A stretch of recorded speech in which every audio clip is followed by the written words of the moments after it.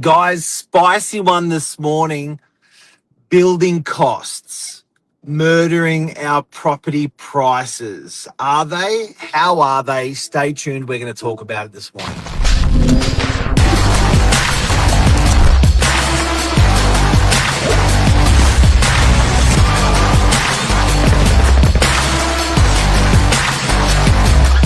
I'm the ringleader, so Namaste, economist Josh Wapshot from Novak Properties, guru real estate agent Mark Novak, real estate agent of 30 years. We have some thoughts about building costs we'd like to share this morning. Josh, I'm passing the mic to you.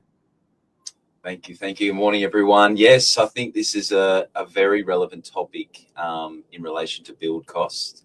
Probably something we're seeing more prominent recently, especially with obviously the housing market the way it is, and obviously a call for supply to hit the market as to be the solution to this ever-growing heating property market. But I tell you what, we've been down in the fields and speaking with a lot of the developers themselves.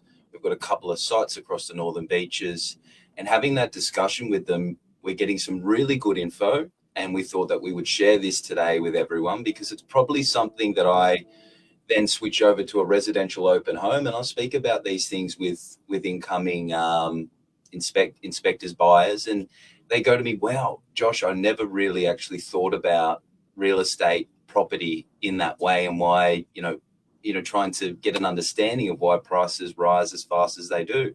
And I think a big one is the build cost mark. It says it in our heading, something that was once built for 300, you're now spending more than double, 700. So big costs. 5 years. Yeah, very. 5 years from 300 for a box to 700 for a box. That's ludicrous. A 1 or a 2 or a 3 bedroom apartment, what that was costing 250, 300 is now 700 in 2026. I just think that's nuts. It is, especially when you think of, like you said, 5 years, and you put that over a longer time frame. That really is an extreme push. And it seems as though it's not only to do with the cost of materials themselves, but another thing we've seen to find with our developers that we're selling their product, it's also to do with compliance. Mark, if you want to share a bit about our experiences with developers and certificate requirements and compliance now these days. Oh, we're sitting in the tin shed with the builder last week, and who's been building for 50, 60 years and still building strong, just done a big building in DY of 100 units. And he's going, this is incredible. Like, he actually wasn't complaining. He was, I don't know, it's almost like he was rolling with the punches in a way. It's just like, this is how it is now. But he was saying 10 years ago, 15 certificates, a building of 100 units, 15 certificates, fire, power, construction, like certificates, very, very simple. 15 certificates. All he had to worry about was 15 certificates. He said, Mark, just finished this building, just got occupation certificate, 315 certificates. Same job. Wow. That's just a mammoth change. And obviously, with that extra compliance checks and processes comes along the cost as well. So, there's now developers that I'm speaking to that as part of their feasibility are needing to have funds to the side for small changes, compliance part of the build now. So it's becoming a very big topic. And very relevant in today's market, and probably why we're seeing how hard it is for developers to bring stock to the market. There are a lot of developers that are choosing not to build. They're like, we're builders, we're developers, we're out of the building game. We'll develop, but we're out of the building game. A lot of builders going, just don't worry about it, it's too hard. Yeah. And the risk versus reward, what used to be there beforehand, as you've said, a lot of that that juice, you'd call it, for developers, where they were building these boxes for 200-300. For them to go and take on the risk, obviously there needs to be the right reward at the end of the journey, and that's just not there at the moment. And here's the dumb person's attitude. That's good. Dumbo says it's really good. It's really good that there's more compliance. There's a level of too much. It's not good. There's a level of too much, right? So when it comes to the fact that, like, when is enough enough? When it comes to the fact that your building cost has gone up 400,000 in 5 years, mostly due to bloody compliance, you can't tell me it's due to the buildings that are twice as good as what they were 5 years ago.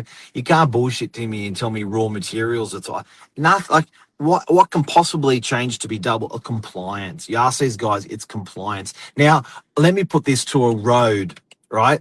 There's fatalities on the road.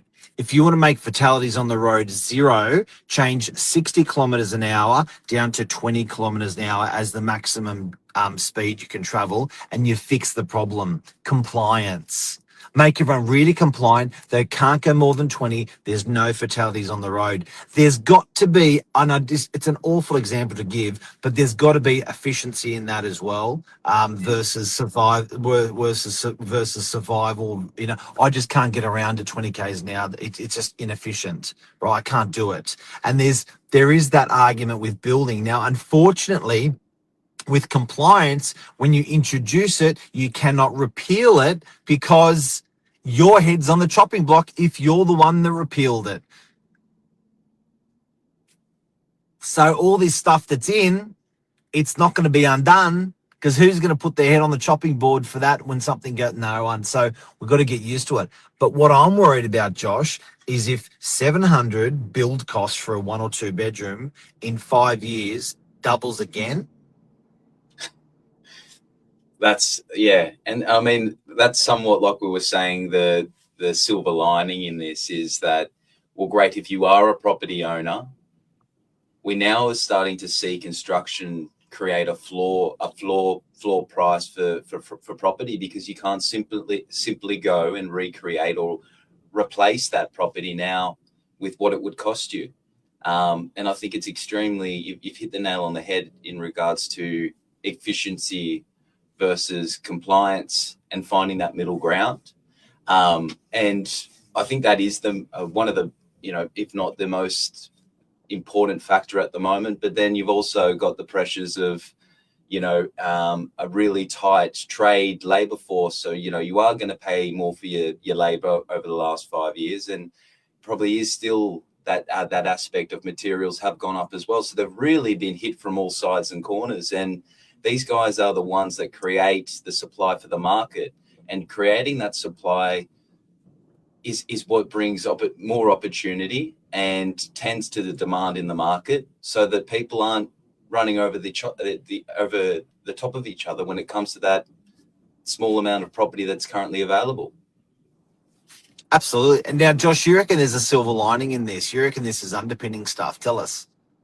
Yeah, well, I just said, I really believe that, if you can't replicate a product, which you can't with these build costs, it really is setting a flooring in terms of pricing of what you would expect an apartment to be sold at, what a house, depending on how big square meterage it is. I think that's the silver lining in it all. It is creating somewhat of a floor in prices in property, which probably you didn't think of 10 years ago. I know when I heard my parents talking about property, it wasn't about construction costs. It was about location, where you wanted to live. You never really thought of the fact that, hey, I'm going to be buying this, and this is how much it's going to cost to build it. So I think that is going to start to enter the market. Can I say something for people that are watching and just remind everyone what we're talking about? We're not talking about land cost. We're not talking about profit. We're talking about just the build. Whether you're building 1, 2, 3, it's about 700 a box. Just the build. If you add 200 or 300 grand per unit for land, and if you add 200 or 300 grand per unit, you're up at about 1.3 mil, 1.2 mil for a 1-bedroom, 2-bedroom, or 3-bedroom. Massive. Profit to do that many units. So the good news is that if you're sitting in a 1-bedroom at the moment, you're a bit of a rock star, or a cheap 2-bedroom, because to supply that product in today's market's impossible. Yeah, it definitely is. And I think that I watched a video recently from another agent, actually, and it was sort of again with inflation. It was like, you know, if you're worried about your coffee doubling in price, well, if your coffee's doubling but your property's doubling at the same time, you're not going to feel so bad about it. So I guess you know, with all these price increases and what we're seeing without the market, I think the most important thing is for people to ensure they're exposed to the market itself. You know, we've seen it over the last 100 years, double every 10 years. And as hard as everything else is getting, and more expensive things are getting, well, Make sure you're a property owner. Yeah, there's one trophy asset, and guys, it's not something that you want, it's something that you need. We all need a roof out under our heads. It's a necessity. So to have something as a necessity, such as a home to put yourself or your family under, and it be your trophy asset, I think that's where it, you know, sort of comes out on top, even amongst all the turmoil in the world. Absolutely. Josh Wabshot, thank you very much. Interesting topic that a lot of people, I think you see it in the media, but I don't think it's unpacked as much as it could be, and hopefully we'll help people unpack it today. Josh Wabshot, the economist at Novak, thank you. Thanks, everyone. Thanks, Mark. Cheers. Love you. See you. Bye.